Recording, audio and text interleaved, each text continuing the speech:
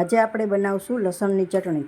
તો એના માટે મેં ડુંગળી લીધેલી છે, ટમેટું લીધેલું છે, આદું, 2 તીખા મરચાં, કેપ્સિકમ ને લસણની ચટણી.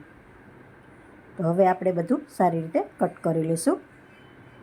તો બધું સુધારાઈને તૈયાર છે. હવે આપણે વઘાર મારી લઈશું.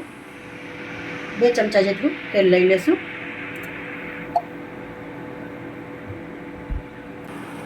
તો આપણે ડુંગળી એડ કરી દઈશું.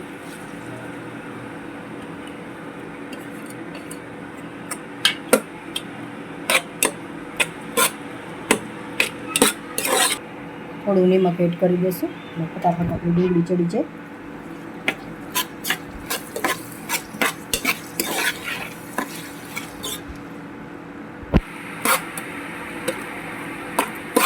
એક ચમચી લસણની ચટણી એડ કરી દઈશું. સારી રીતે મિક્સ કરી લઈશું.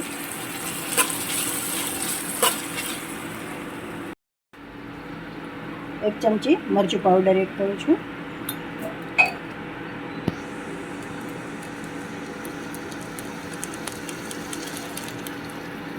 એક ચમચી ગરમ મસાલો,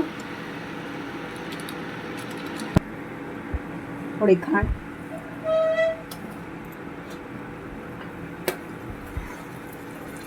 સારી રીતે મિક્સ કરી લઈશું. જો મિત્રો, તૈયાર છે આપણી લસણની ચટણી. હવે આપણે ધાણા એડ કરીને સર્વ કરી લઈશું. જો મિત્રો, તૈયાર છે આપણી લસણની ચટણી.